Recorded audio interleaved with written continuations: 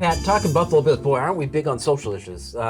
We slide in Carl Nassib comes out as a gay football player with the Las Vegas Raiders, and Bruce Smith jumps on the heels of that and declares that there was one, probably two members of the championship Bills teams who were also gay. Yeah, the way that he broke it down with an interview in TMZ was early or mid to late 90s, he believed he said there's definitely one, possibly two gay players in the locker room in Buffalo. And why is that surprising? So I remember distinctively, Real Sports with Brian Gumbel did a story where they talked to, I think it was a former Ravens defensive tackle who ended up coming out after his career was over because he was afraid to do it, and they did interviews around the league. And a couple of the players they talked to said every NFL locker room has 3 to 4 gay players at all times that most of the players know about, which makes sense if you look at statistics as far as sexuality in America. Yeah. It's about 10%. It's like 50 players. Yeah. Of course there were gay players in Buffalo in the 90s. There were gay players on every roster in the 90s. And here's the thing, if you're one of these people that thinks you don't know anybody, you're also wrong. Like, it's just a matter of time. I guess what it comes down to is like the idea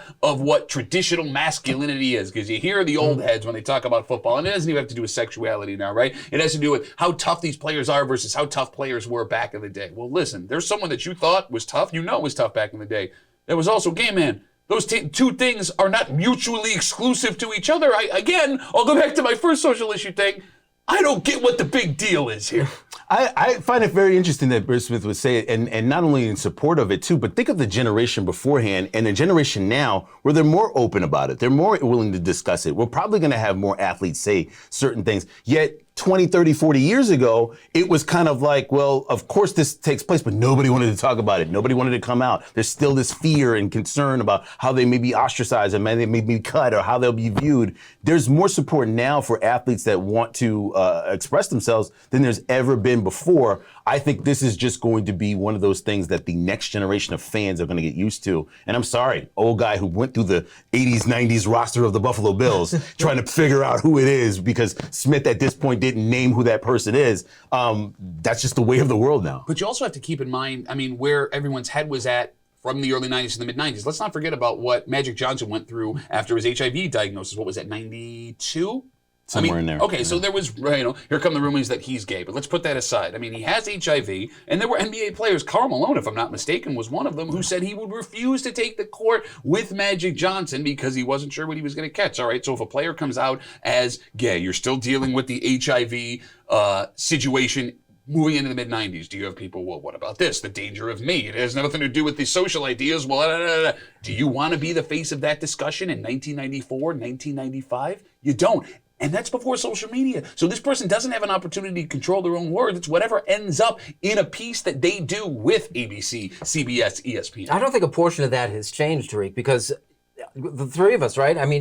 Ideally, NASA comes out and we said, matter of statistics, of course. Mm-hmm. What's the big deal? Mm-hmm. But we all looked it up. When Bruce Smith had a thing, we all looked at the story. Yeah. I don't think we're past this until the story comes out like this. And to Duffy's point, we really don't care. I think generationally we will be. I think there is another generation, younger generation, and the NFL better pay attention to understanding this. And they've marketed to people who are gay and understand that there's different people of segments of people that watch sports.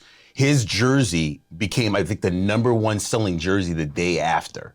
So the NFL understands that, and you have to be willing to open to understand how big this is for an athlete. And there will be more. Will organizations understand and support their players and understand that there will be fans that may not be happy about this, because there's an ugliness to this end of this too. So hopefully they have everything put together. Hopefully they get this, but it wasn't a shock to me nor Duffy. Is the league sincere, or are they just testing the waters when they come out and say the NFL is gay and they're getting all this praise saying, they're landing on the right side of a social issue for a change? You know the answer to that question. Look, there are... I want you to say. They're a reactionary league. That's what it comes down to. They don't care about what is right or what is wrong. They care about how people's reaction is to it. Look at what happened with the Colin Kaepernick situation. They saw how they got hurt by that on double ends, right? Because they tried not to decide to take a side. Well, let's see where the social aspect is moving. No. If it hurt them to come out and do what they did this week, they wouldn't have done it. They see a benefit in it for them. They see how social attitudes are changing, because they would have done this 15 years ago had that been the case.